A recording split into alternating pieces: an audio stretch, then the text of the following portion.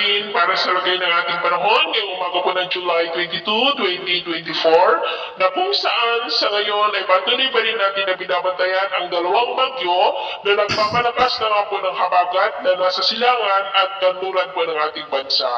Si dating bagyong Potyoy ay tuluyan na nga po na naglandfall dito po sa may Hainan, southern part po ng China, habang si bagyong Karina naman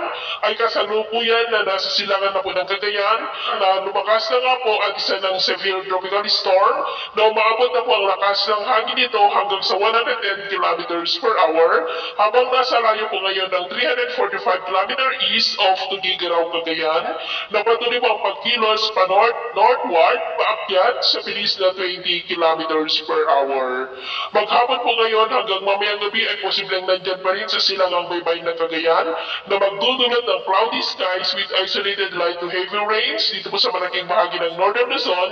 dahil sinasabayan pa po yan ng habagat. Ang bukas, araw ng Martes, posibleng lalakas na po yan into typhoon category habang nasa silangang baybay na po ng mga isla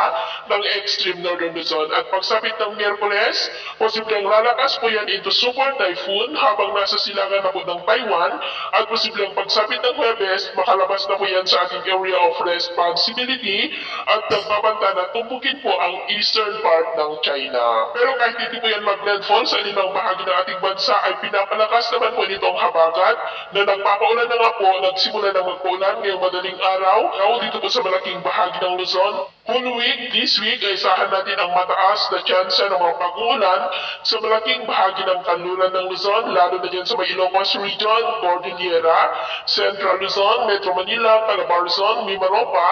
maging po sa ilang bahagi ng Western Visayas. At sa lagay ng ating panahon, ngayong madaling araw ay may mga isolated to heavy rains na nga po dito sa malaking bahagi ng Northern Luzon, Central Luzon, Metro Manila, Calabarzon, Bicol Region, Mindoro Provinces, Iloilo, Southern Negros, Bohol, ilang bahagi ng Leyte, Samar, Surigao del Norte, Sulu Archipelago, Zamboanga Peninsula,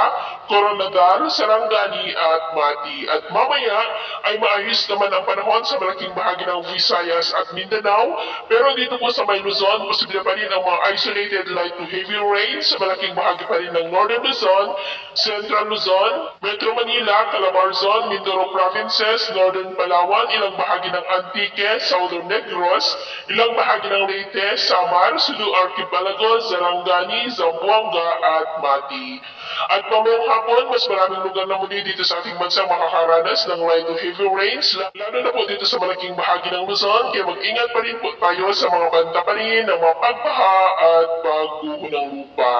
At sa ating naman po mga baybayin, iwasan na po muna natin ang papalaot sa lulang baybayin po ng Palawan at Occidental Mindoro dahil sa habagat ay posibleng aabot ang mga alon dyan hanggang sa 2 to 2.5 meters height. At dahil naman kay Bagyong Karina, ay iwasan na muna natin ang papalaot sa mga seaboard po ng extreme Northern Luzon Islands, maging po sa seaboard ng Eastern Cagayan at Isabela dahil ang mga alon dyan ay posible pa rin na aabot hanggang sa 2 to 3 meters height. Kaya hanggat maaari ay iwasan po muna natin ang papalaot din sa mga may kulay pula para mas makaiwas sa mga sakunang